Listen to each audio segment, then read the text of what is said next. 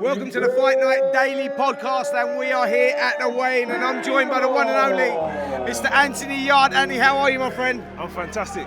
Happy to be here. Yeah, listen, mate, they're just introducing the top of the bill here, Yarde Beterbiev versus Bivol. Firstly, what did you make of that first fight? The first fight, I do think Beterbiev won.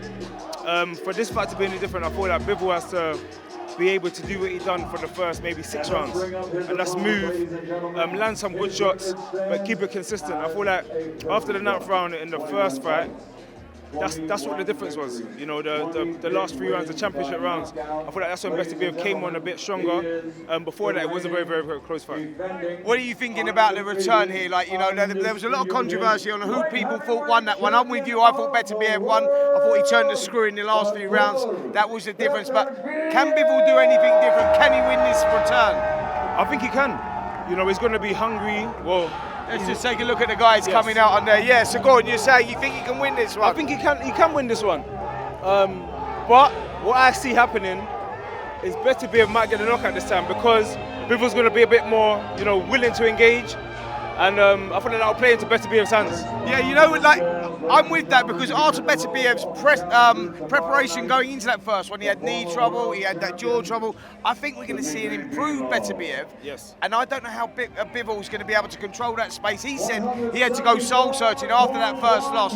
You've had that before, you've lost before. What would he have gone through there? It's a bit different because he lost at a, you know, undisputed stage, you know, where. But sometimes, you know, that can be the breaking or the making of a fighter, you know. Exactly, and that's why this fight's so interesting, because if he goes in there and things ain't going his way, what kind of Bivol are we going to see?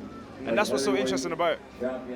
You got a lot of interest on this card, man. Not just the top of the bill, but you go right down to. And I can't believe I'm saying this, the bottom of the bill, the first fight on the card, Joshua Buatsi, Callum Smith. Is that why you're here? Is that what's going on? Do you know what? I'm here just for the actual occasion, but again, this is arguably the best show, you know, that's taken place, maybe ever. Yeah. You know, but again, both fights interest me. The Buatsi fight, the Smith fight, and the winner of these two. Yeah, that's what I'm saying. There's a lot of interest for you, mate, and I think that you're in the prime place.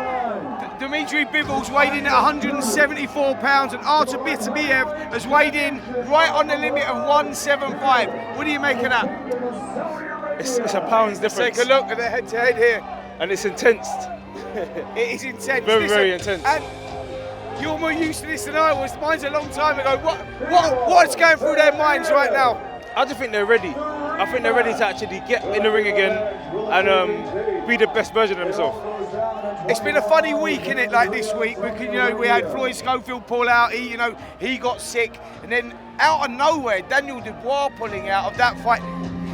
No one see that, man. We saw him here at the open workout. He looked great. Day after, he's out, Bakole's in. Talk to us a little bit about that. Was you surprised? It's wild, you know, and the fact they got Bakole as a replacement shows you how great this event is. Can you believe that they actually got Bakole? Like, he's an crazy. IBF mandatory contender. He's in Congo, which ain't close. Exactly. And I've got to tell you, right, he's still travelling now, and he don't land until about 1-2 o'clock in the morning. The guy's fighting at 12 tomorrow night.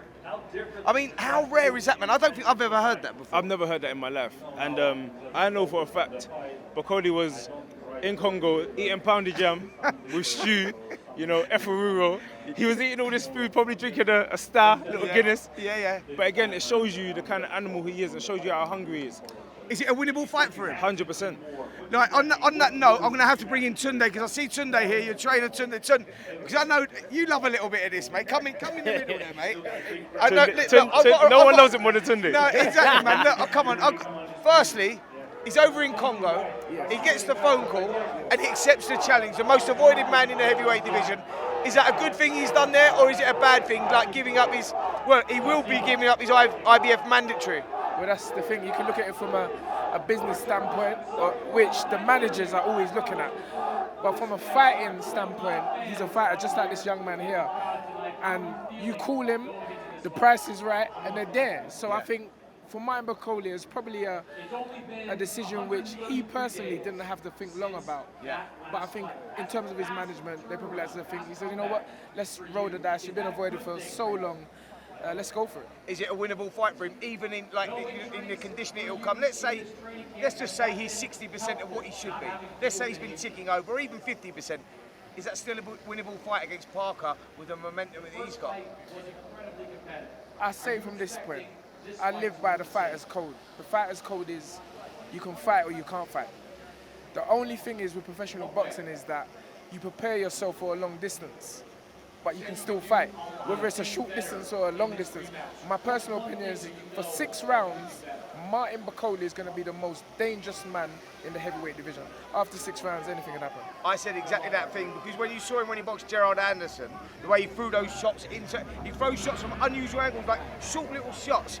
For anybody that don't know, and you can vouch for this, right, and yourself as an ex-fighter, the shots you don't see hurt, man. They don't have to be them big ones, and you catch, that's fine. But them little pop, that hurts, and he's a master at that. How many fighters, heavyweights, in today's era do you see throw 9 lead right hands and uppercuts? 9 lead right hands, Spence. Yeah. This guy's a phenomenal fighter, and it's the reason why he's been avoided so heavily by the heavyweight division for so long. And I just feel that tomorrow night, could be his night.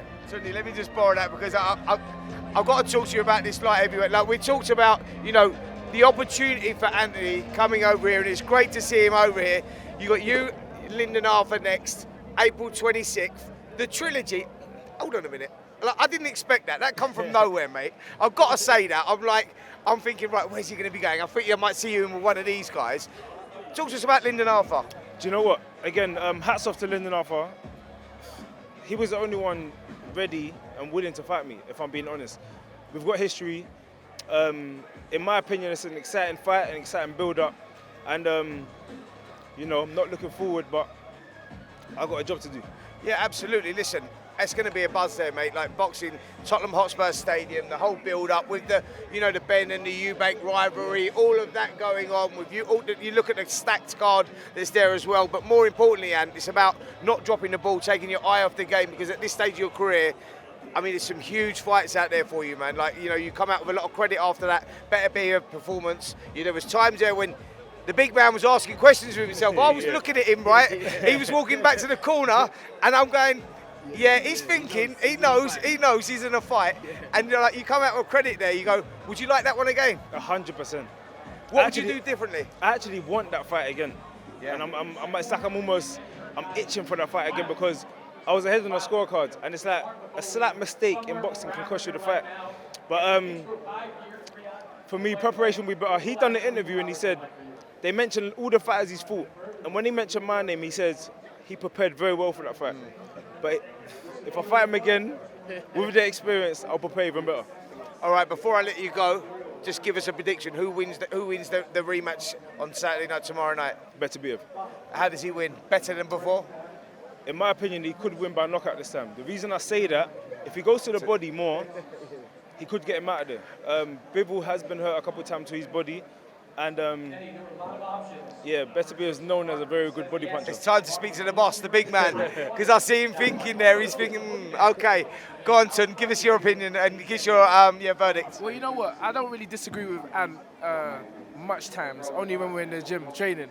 But I tend to agree with him on this. But looking at Bivol on the scales there, he looks more muscular.